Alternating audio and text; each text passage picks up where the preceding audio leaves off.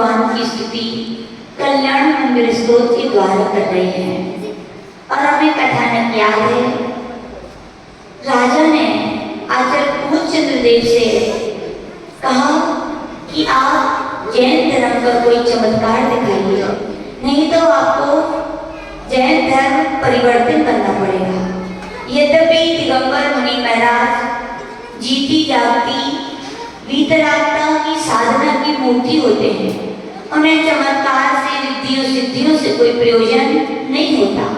लेकिन फिर भी जब जहाँ धर्म के आन बान और शान की बात होती है, जहाँ धर्म के संरक्षण और संवर्धन की बात होती है, वहाँ वीतरागी संतजन भी अपनी अमूल्य अचिंत्य साधना से उत्पन्न रिद्धि सिद्धियों के माध्यम से धर्म की प्रभावना के लिए कार्य करते हैं।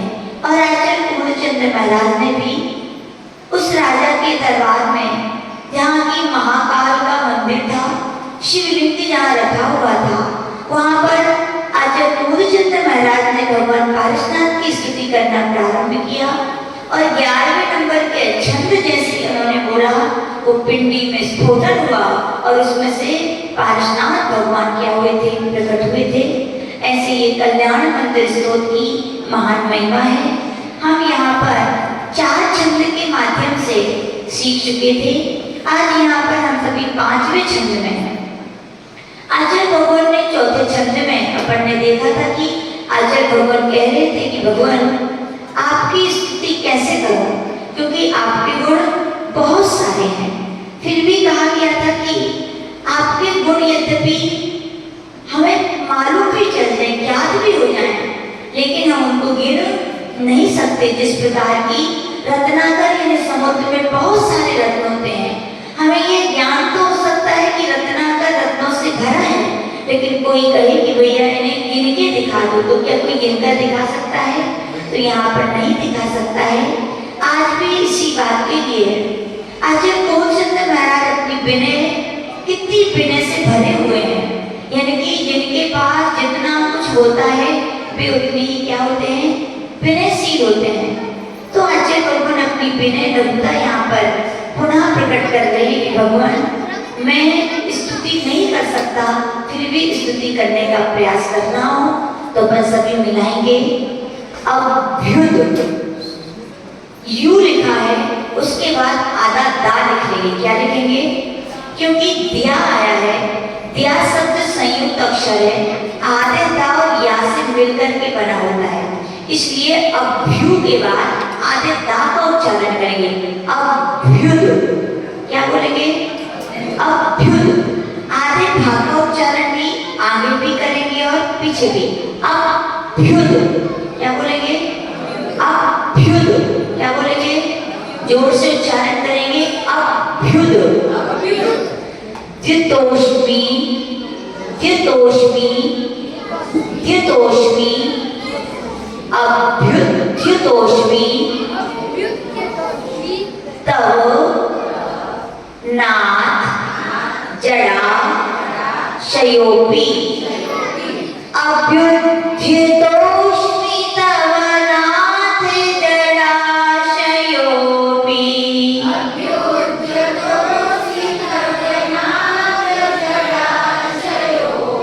कर्तुं स्तवं लस दसंख्य गुणा करस्य।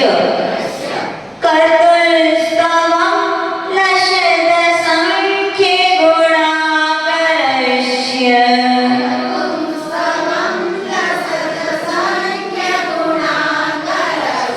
बालोपि किं न निज बाहु युगम वितत्य, वितत्य। बालोपि किं न निज बाहु युगम वितत्य।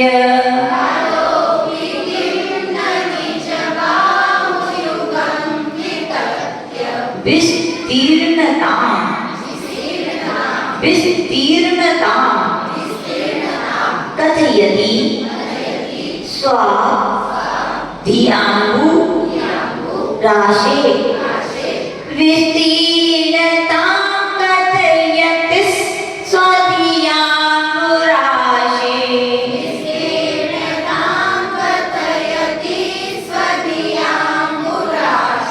कथयति का ती है ना, उसके बाद आधा साया है, तो बोलेंगे कथयतिस। क्या बोलेंगे? विस्तीर्णतां कथयतिस स्वधियामुराशे।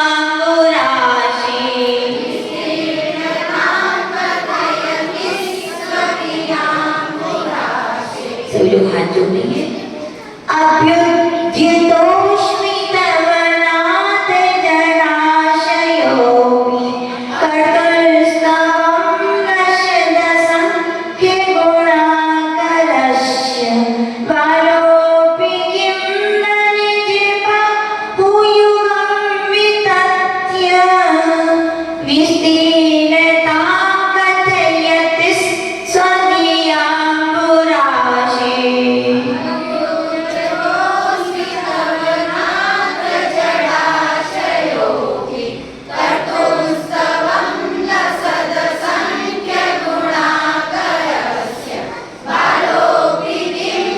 निजबाहुयुगं वितत्य। विस्तीर्णतां कथयति स्वधियामुराशे। सबसे आगे पढ़ते पर ध्यान रखना है, तो पहला शब्द है अभ्युद। क्या बोलना है? भा है, उसका उच्चारण आ के साथ में करना है और यू के साथ, और यू के बाद दिया आया है, दिया में से आधे दाग का उच्चारण अभ्युद। क्या बोलेंगे? अभ्युद। ठीक है ना? और बाकी तो नीचे लास्ट लाइन में कथयतिस। क्या बोलेंगे? दो जगह पर ध्यान रखना है, बाकी अपना सरल है। अर्थ देखेंगे यहाँ पर आचार्य पूर्णचंद्र देव कह रहे हैं नाथ, संबोधन वाक्य है, हे भगवान, हे नाथ, हे स्वामी। जड़ाशया अपि, जड़ आश्रय रखने वाला, यानी कौन? मूर्ख। जड़ का अर्थ क्या होता है?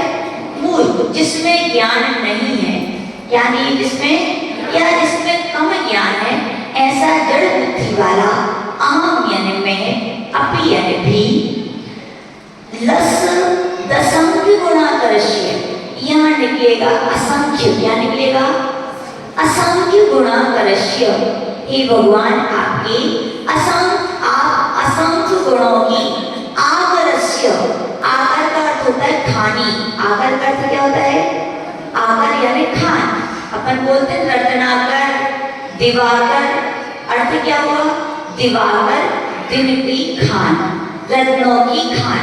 ऐसे इसमें लिखा है गुणाकरस्य, गुणाकर इन गुणों की खान। और भगवान के कितने गुण बताए गए यहाँ पर? असंख्य। कितने गुण हैं? असंख्य तक अनकाउंटेबल, जिसे हम गिनती के माध्यम से नहीं बता सकते हैं, उसे कहते हैं असंख्य। तो कह रहे हे भगवान, आप असंख्य गुणों की खानी है। क्या बोल रहे? मैं कैसा हूँ? मूर्ख हूँ, और आप कैसे हैं? असंख्य गुणों की खानी है। तब यानी आपके स्तवन करने के लिए अभ्युद्यता, यानी मैं तैयार हुआ हूँ। अस्मि यानी कौन? मैं हुआ हूँ। कौन हुआ हूँ? आचार्य पूर्णचंद्र भगवान कह रहे भगवान, मैं तो कैसा हूँ? जड़ बुद्धि हूँ, लेकिन आप कैसे हैं? असंख्य गुणों की क्या है? खानी है, आगर है। फिर भी मैं आपके स्तवन करने के लिए क्या हुआ हूँ? तैयार हुआ हूँ। उदाहरण दे रहे हैं बाला अपि, बालोपी का है, संधि विकसित होगी तो हो गया बाला अपि, यानी कि जैसे बालक भी। स्वधिया, स्व का अर्थ होता है स्वयं की, धिया यानी बुद्धि के अनुसार। निज बाहु युगम, निज यानी अपनी, बाहु यानी भुजाएं, और युगम यानी दो, यानी कि अपनी दो हाथों को वितत्य यानी क्या? फैलाकर, किम यानी क्या? अंबु राशि, हमने बताया था जल का पर्यायवाची नाम क्या? अंबु, और राशि यानी बहुत सारी। जल की राशि जहाँ उसे क्या कहते हैं? समुद्र। तो अंबु राशि यानी समुद्र के विस्तीर्णता यानी विस्तार को ना कथयति, क्या वो कहता नहीं है? यानी कि बता रहे हैं कि जैसे कोई छोटे बच्चे से पूछे समुद्र कितना है, तो यद्यपि वो बताने में उसकी बुद्धि नहीं है, लेकिन फिर भी वो अपनी बालकपन से छोटी बुद्धि के द्वारा हाथ फैलाकर बता देता है कि समुद्र इतना है। ऐसे आचार्य भगवान तेरे भगवान, मैं तो जड़ बुद्धि हूँ और आप क्या है, असंख्य गुणों की खान है, लेकिन फिर भी मैं आपके गुणों का क्या करूँगा, वर्णन करूँगा। किसके समान? उस अबोध बालक के समान। तो अर्थ समझ में आ गया? सीधा एक बार फिर से देख लेंगे। नाथ यानी हे भगवान, तब यानी आप, तब यानी आप, असंख्य गुणा करस्य, आप क्या है, असंख्य गुणों की खान है, और अहम जड़ाशयोपि, और मैं कैसा हूँ, जड़ बुद्धि हूँ, लेकिन फिर भी स्तवनम कर्तुम यानी आपके स्तवन करने के लिए, अभ्युत यानी मैं क्या हूँ, तैयार हुआ हूँ। कैसे तैयार हुआ हूँ? तो बोले बालोपी, जिस प्रकार छोटा बालक निज यानी अपनी बाहुयुगम, दो हाथों के द्वारा, स्व अम्बुनिधि यानी कि समुद्र की विस्तीर्णता को, वितत यानी हाथ फैलाकर क्या नहीं बताता, यानी कि जरूर बताता है। तो ऐसा यहाँ पर कहा गया है। सीधा इसका अर्थ ये है कि हे नाथ, जैसे अबोध बालक समुद्र के विस्तार को अपनी दोनों हाथों को फैलाकर बताता है, वैसे ही आप असंख्य गुणों की खानी है, और मैं कैसा हूँ, जड़ बुद्धि हूँ, लेकिन फिर भी मैं क्या करूँगा, आपके गुणों का वर्णन अवश्य करूँगा। समझ में आ गया अर्थ?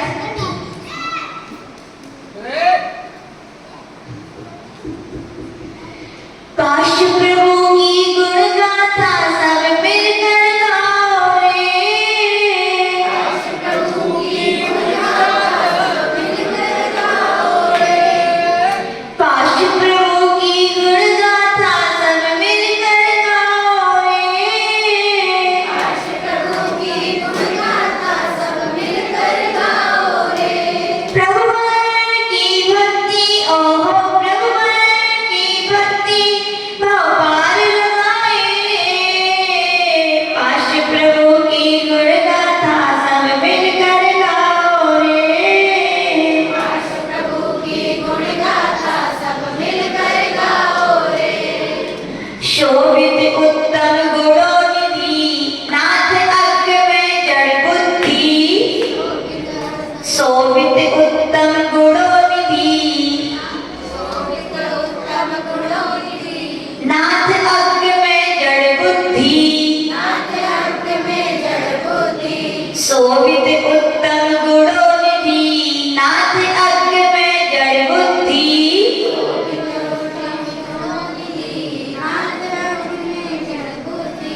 भक्ति वस्तु स्तुति करता, भक्ति वस्तु स्तुति करता, भक्ति वस्तु स्तुति करता, भक्ति वस्तु स्तुति करता, दो घर फैला कर शिशुधि, दो घर फैला कर शिशुधि, दो घर फैला कर शिशुधि, दो घर फैला कर शिशुधि, माप रहा है जलोदधि, माप रहा है जलोदधि, माप रहा है जलोदधि, माप रहा है जलोदधि, शक्तिहीन उद्यम वृत्ति, शक्तिहीन उद्यम वृत्ति, शक्तिहीन उद्यम वृत्ति, शक्तिहीन उद्यम वृत्ति, भक्ति की भक्ति, ओहो भक्ति की भक्ति, प्रभु गुण दर्शाएगी, काश प्रभु की गुण गाथा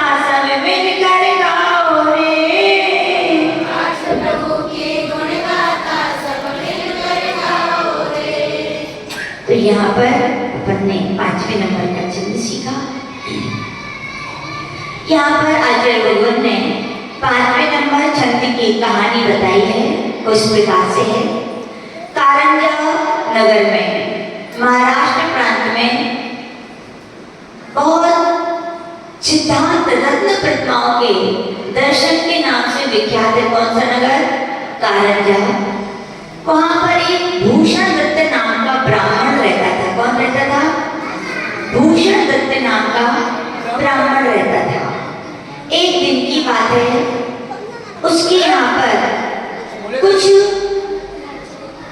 चोरों ने, कुछ डाकुओं ने आकर के उसके घर की संपत्ति को क्या किया?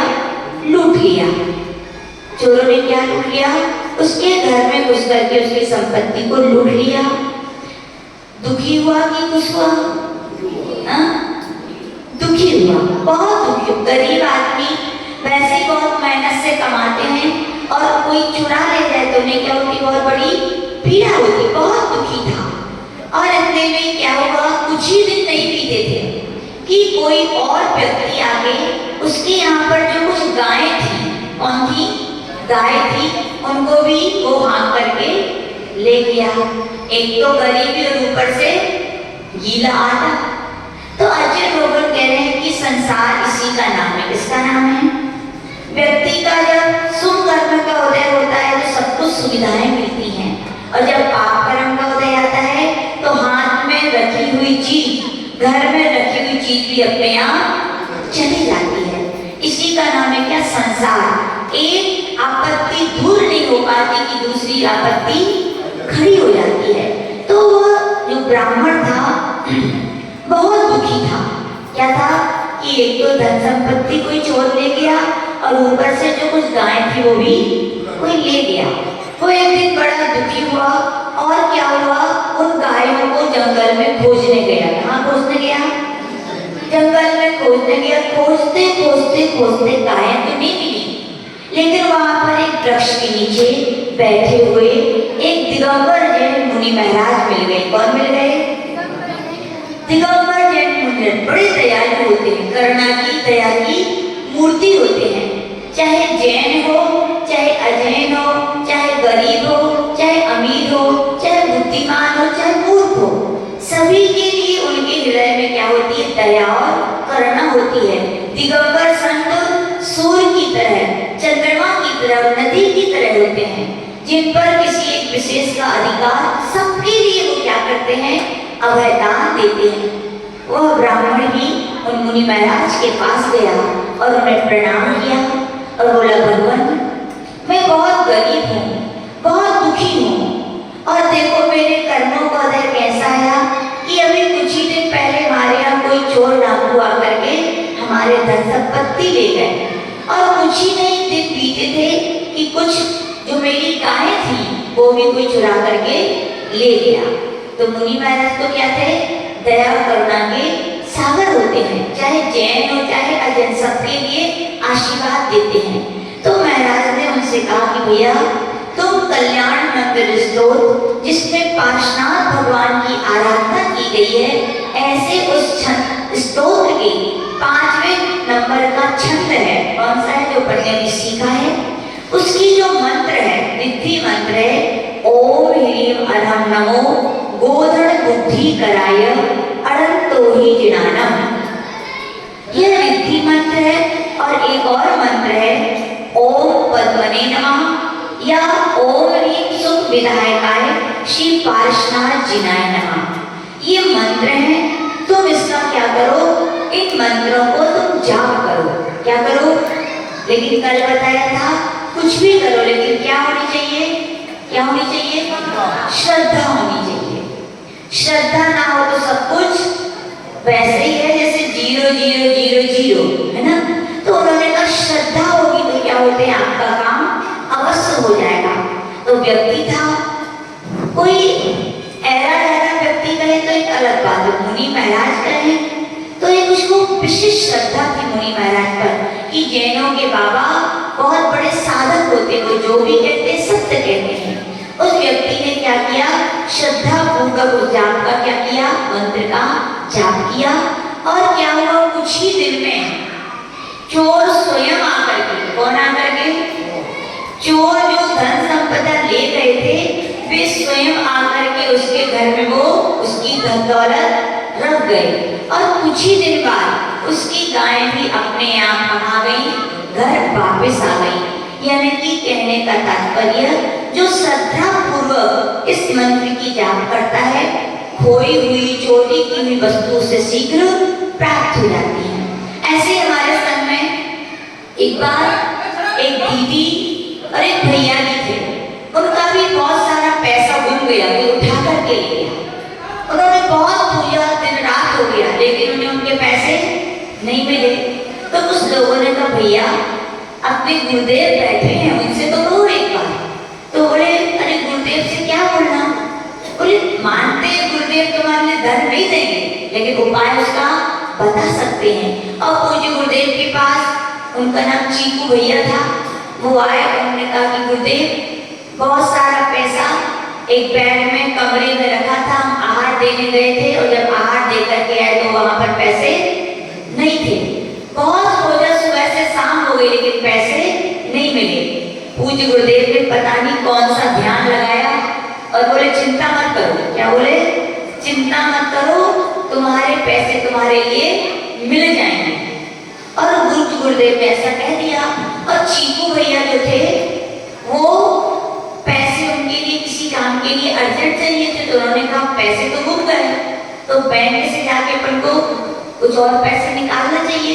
वो बैंक गए दूसरे पैसे निकालने के लिए, और योग देखो, जो लड़का चोर चोरी करके गया था वो भी कहाँ खड़ा था? उसी बैंक में खड़ा था। और वो तो देखकर ही घबरा गया, इनको पता चल गया। और वो क्या बोला, भैया भैया जी आपके पैसे। क्या बोला? जी आपके पैसे, मुझसे गलती हो गई, मैं आपके पैसे ले आया था। देखो गुरुओं की वाणी का प्रभाव, यानी कि गुरुओं पर वास्तविकता में अपन को बहुत श्रद्धा करनी चाहिए। ऐसे एक बार की बात और है, परम पूज्य गुरु नानक गुरुदेव आचार्य विमल सागर जी महाराज निमित्त ज्ञानी थे। वो तो क्या थे? जो कहते उनकी बात पत्थर की लकीर होती थी, सत्य निकलती थी। एक बार की बात है, उनका प्रथम चातुर्मास गुरनौर नगर में चल रहा था। कहाँ चल रहा था? गुरनौर में चल रहा था।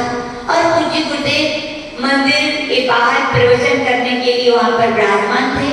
और अचानक एक गांव का ग्वाला बड़ा दुखी परेशान वहां से निकल रहा था। तो पूज्य गुरुदेव ने उसको बुलाया, ए भाई सुन इधर आओ। तो उसके दिमाग में हम तो वैसे ही परेशान हैं, अब देख बाबा बुला रहे हैं, पता नहीं कौन सा उपदेश देंगे अब, लेकिन उसने अनसुनी कर दी। तो ए इधर आओ इधर आओ।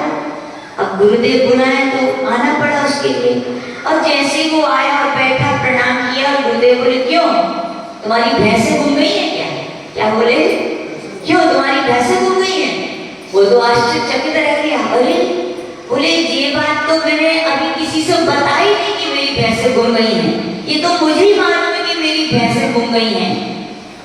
तो उसको बड़ा आश्चर्य हुआ। बोले महाराज हाँ हाँ हाँ मेरी भैंसें गुम गई हैं।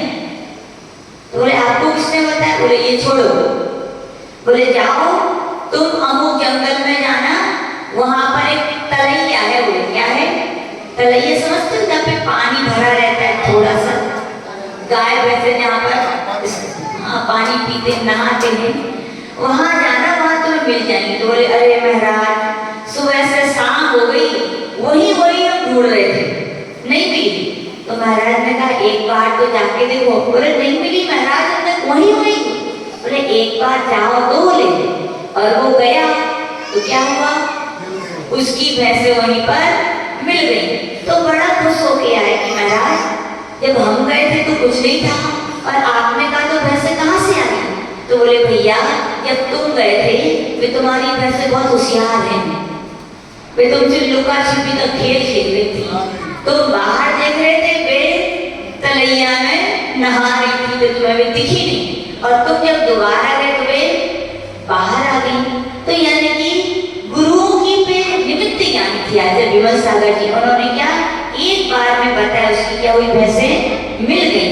ऐसे बहुत सारे उदाहरण होते हैं, और अपने आगम में ऐसी विधाएं हैं, ऐसी विद्याएं हैं जिसकी ऐसी चीजें मिल जाती हैं। एक बार पूज्य गुरुदेव आचार्य विमल सागर जी जिन्हें आचार्य सुधर्म सागर जी, बहुत पुरानी आचार्य, वो तो और पहुंची हुई चीज थे।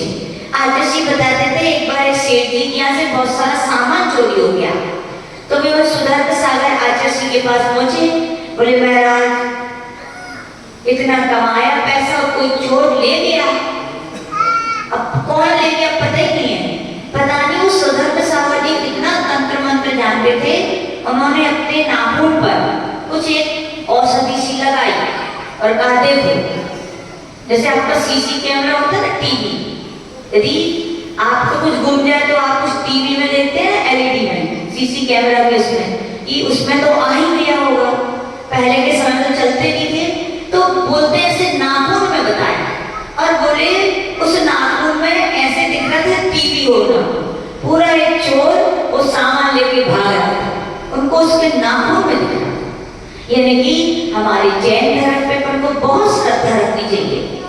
जो दुनिया के किसी भी धर्म में, किसी भी दर्शन में जो विद्याएं, जो कलाएं नहीं है, वो कहाँ पे है? अपने जैन धर्म में। और मंत्रों में क्या होती? बड़ी अचिंत्य शक्ति होती। हमने कल भी कहा था, जाप अपन को जरूर करनी चाहिए, चाहे वो नमोकार मंत्र ही क्यों ना हो।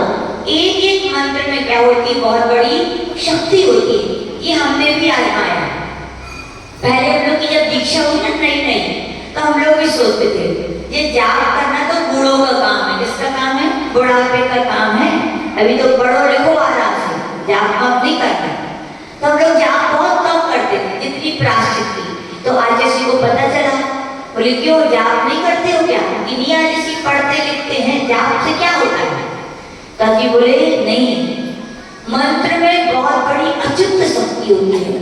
मंत्र में जो ऊर्जा होती है, जो पावर होती है, वो ब्रह्मांड से आती है। और जब मंत्र का उच्चारण करते हैं ओम ओम ओम, तो क्या होती है? मस्तिष्क की खराब ऊर्जा बाहर निकलती है और ब्रह्मांड से जो सकारात्मक पॉजिटिव ऊर्जा होती है, वो क्या होती है? हमारे शरीर में अंदर आती है। हमारी आत्मा को एक बहुत बड़ी शक्ति मिलती है। जब हम लोग को मालूम चला तो हमने कहा देखना चाहिए। तो हम लोग ने ये कई बार एहसास किया। अब शरीर तो शरीर है, कभी हम लोग थक जाते हैं या कभी बहुत किसी बात को लेकर संकल्प विकल्प होते थे हम लोग को, तो हम लोग तो क्या करते हैं? बस नमोकार मंत्र की माला लेकर बैठ जाते हैं और बस जाप करते हैं। पता नहीं सारे संकल्प विकल्प परेशानी क्या होती है? अपने आप दूर।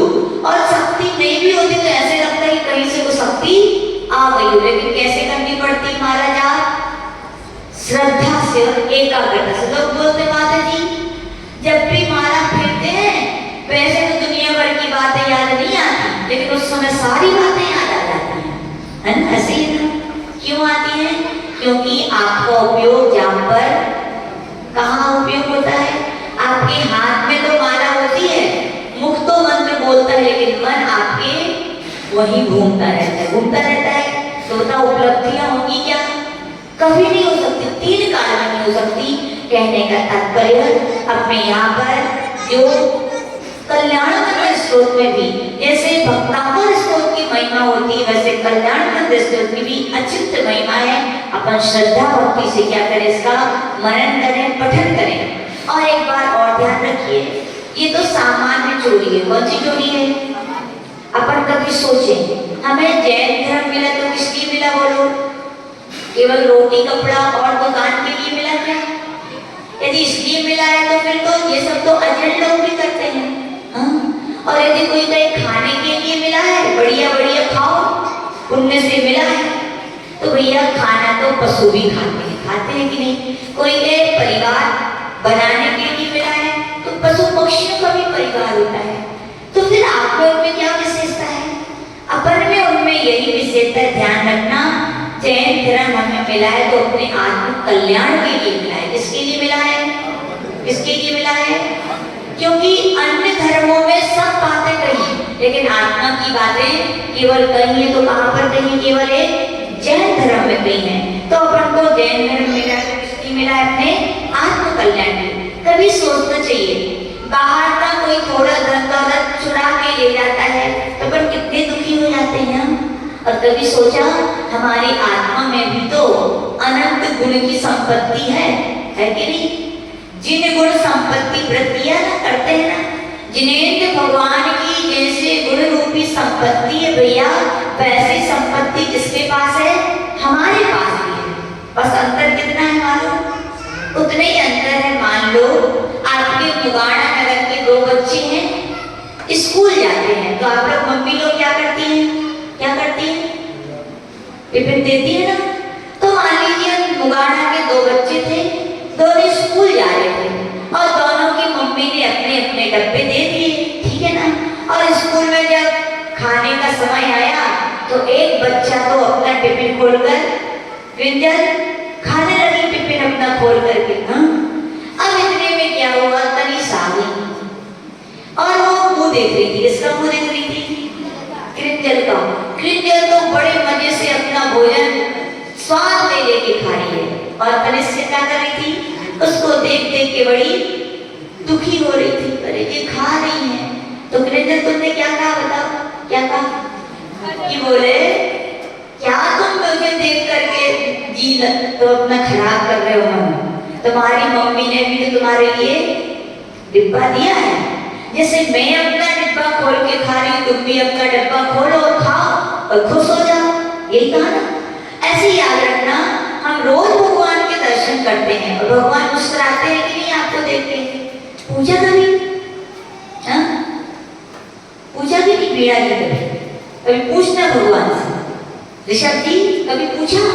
रोज अभिषेक करके आते हो, गंगा जल ढाल के चले जाते हो, कभी पूछा भगवान से कि भगवान मैं जब भी आता हूँ आपके पास तो आप मुस्कुराते रहते हो, इतना क्यों मुस्कुराते हो हमारे देखकर? तो भगवान कहेंगे हम इसलिए मुस्कुराते हैं कि कैसे बुद्धुओं से पाला पड़ा है। क्या बोलेंगे भगवान? इसलिए मुस्कुराते कैसे बुद्धुओं से पाला पड़ा है। रोज जिंदगी किसी के 40 साल, किसी के 60 साल, किसी के 20 साल बीत गए, रोज आते हैं महंगे महंगे चावल लाते हैं, श्रीफल लाते हैं, फल लाते हैं और नैवेद्य भी लाते हैं। चिटा भाई कंजूस।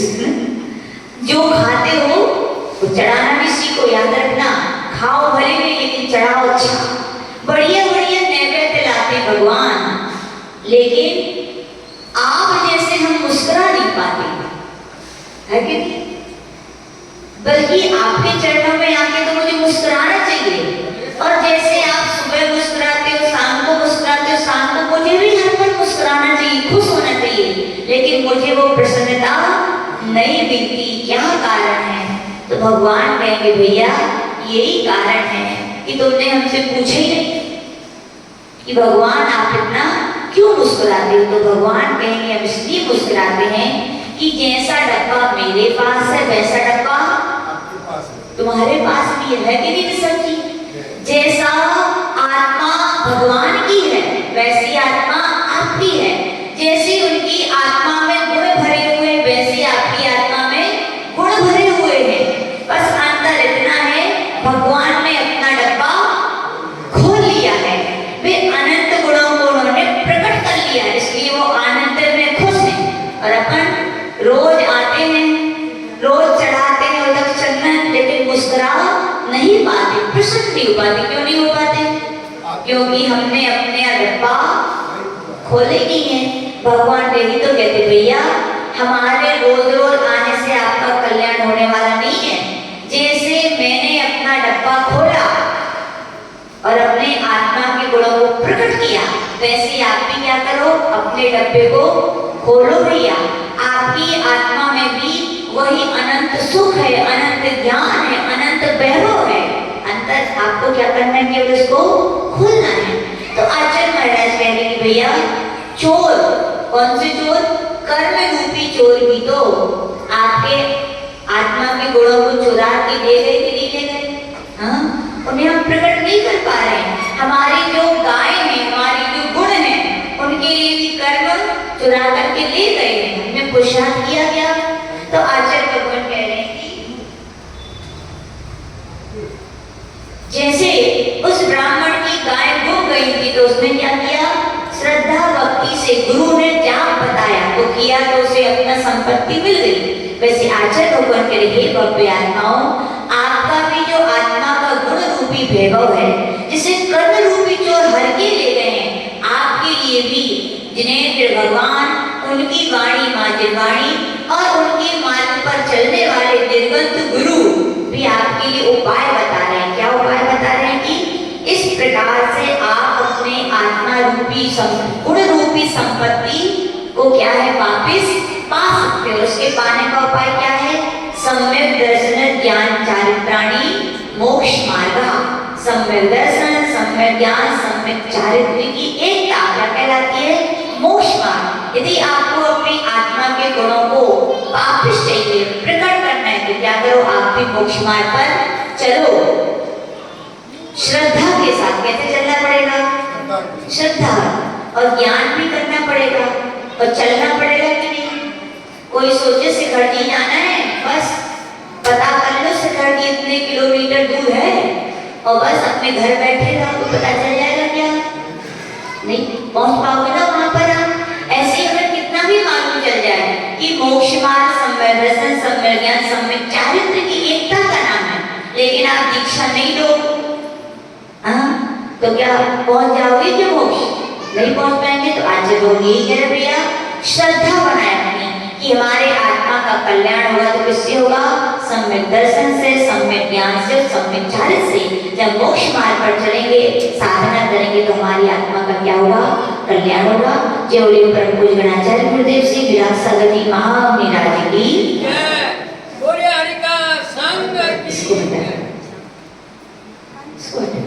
चलिए अपना पूज्य गुरुदेव की पूजन के लिए सब लोग तैयार हो जाइए।